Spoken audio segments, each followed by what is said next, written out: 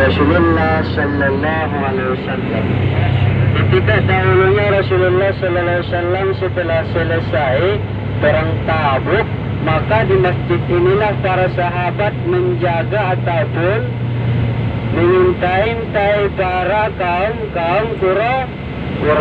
Sebelah kanan Pak, sebelah kiri Bu, kiri bapak-bapak ibu-ibu, sebelah kiri adalah Masjid As-Sabah. Tapi kita nggak berhenti di sini, kita hanya lewat saja. Nanti setelah kita sudah selesai melewati Masjid Sabah, nanti ada Masjid Qiblatain, artinya masjid dua kiblat. Itu Masjid Sabah sejarahnya Bu Pak ataupun riwayatnya, ketika setelah selesai perang Tabuk, disitulah para sahabat Rasulullah Sallallahu Alaihi Wasallam menjaga orang-orang Quraisy yang apabila mau datang lagi dari kota Mekah untuk menyerang orang-orang Ansar, sahabat Rasulullah Sallallahu Alaihi Wasallam. Makanya dibangun di situ tempat masjid ataupun peribadahan yang lazim disebut dengan Masjid As-Sabah.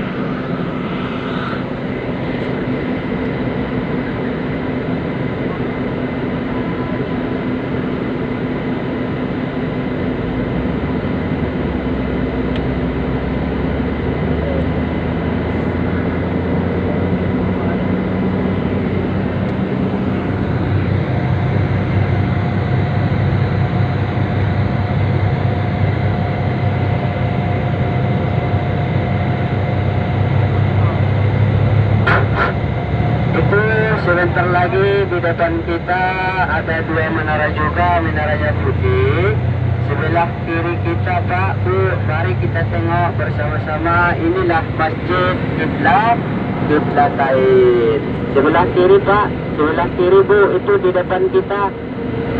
Di depan taksi, sebelah kiri. Ya, biasanya kita nggak singgah, hanya lewat saja. Nah, inilah Masjid Qiblatain. Kenapa dia dinamakan Qiblatain? Ini masjid ini memiliki dua kiblat. Satu kiblatnya ke mana Bu? Ke daerah Masjidil Aqsa.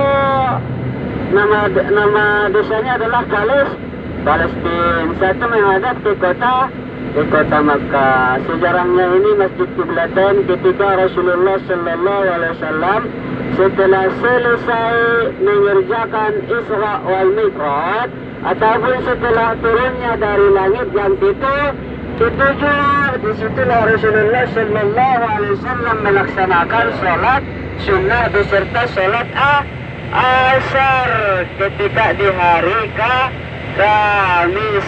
Disitulah Rasulullah Sallallahu Alaihi Wasallam mengerjakan sholat Bu. Ketika Rasulullah Sallallahu Alaihi Wasallam menerima wahyu, "Tawalli wajhaka satrul Masjidil Haram," karena ada yang menguncing atau yang mencaci Rasulullah Sallallahu Alaihi Wasallam dikarenakan dia sholat mengerjakan dua kiblat.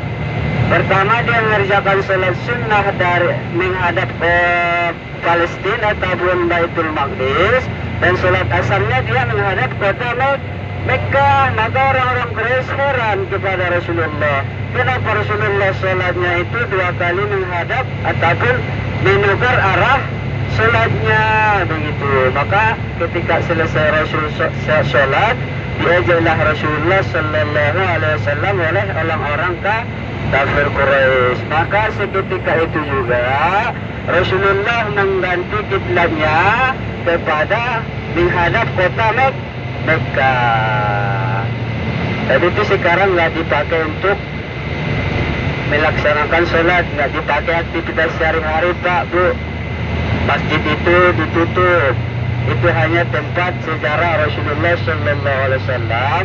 Buktinya bahwa disitulah Rasul pertama kali mengerjakan sholat sunnah dan sekaligus sholat fardu asar setelah dia selesai Isra wal Mi'raj dari langit. Makanya sekarang dibangun dua minara, dua kiblat. Satu ke Palestina, satu ke kota Mekah. Ini kita menuju Jabal Uhud ataupun yang lazim disebut Pak Bu, Gunung Uhud. Ini sudah sering kita dengar di mana-mana dari dakwah ataupun ceramah guru-guru kita, ustadz-ustadz kita, kiai-kiai kita tentang perang Uhud. Perang Uhud ini adalah kelanjutan ataupun sambung daripada perang Khandaq. Karena di Uhud ini adalah yang terbunuh pamannya Rasulullah Sallallahu Alaihi Wasallam yang bernama Sayyidina Hamzah. Itulah paman yang paling bontot ataupun yang paling kecil. Kenapa dia disebut dengan perang Uhud? Disinilah Rasulullah Sallallahu Alaihi Wasallam, dan inilah perang yang terakhir ketika Rasulullah Sallallahu Alaihi Wasallam menempuh beberapa ataupun 7 periode peperangan.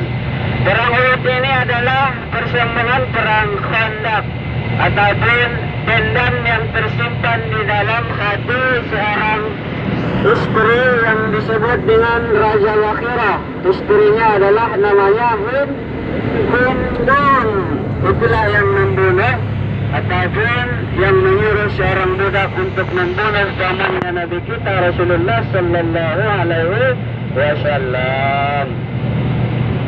Pada masa itu, sebelum peperangan dimulai, kaum muslimin berjumlah sebanyak 700 orang beserta pengikut Rasulullah. Sementara lawannya ataupun para suku-suku Quraisy yang berjumlah 1014 orang. Itulah yang akan dihadapi oleh Rasulullah. Rasulullah Sallallahu Alaihi Wasallam menghimbau kepada semua pengikutnya ataupun bala tentaranya dan pasukan-pasukan pemanah Rasulullah Sallallahu Alaihi Wasallam, menghimbau kepada semua kaumnya supaya jangan turun dari bukit Ar'ad, karena jumlah mereka lebih sedikit dari orang-orang Quraisy. Wahai kaumku, apa yang dibilang Nabi kepada kaumnya? Wahai kaumku, tetaplah bertahan di bukit, janganlah kalian turun, karena jumlah kita lebih sedikit. Tunggulah perhatian ataupun keputusan dari saya, baru kalian turun, baru kita berlawan ataupun berperang, kata Rasulullah. Para sahabat ini tidak mau mendengarkan himbauan ataupun perintah Rasulullah Sallallahu Alaihi Wasallam.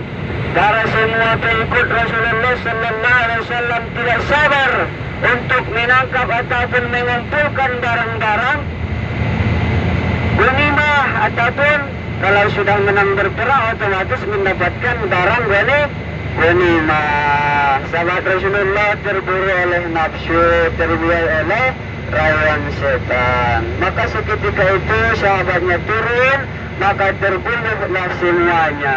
Akhirnya lebih baik dan lebih jelas lah strategi oleh orang-orang kafir Quraisy.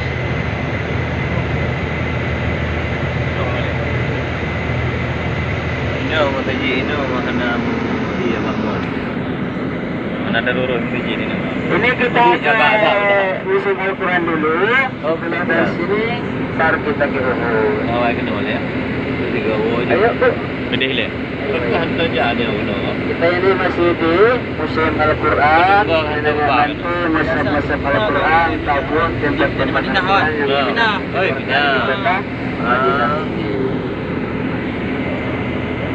seperti yang tadi Pak Bu. Nah, ini dia dah jual berapa apa? Ini Perhatikan dulu kiri kanan, barang-barang yang berharga jangan ditinggalkan di bis. Dan saya himbau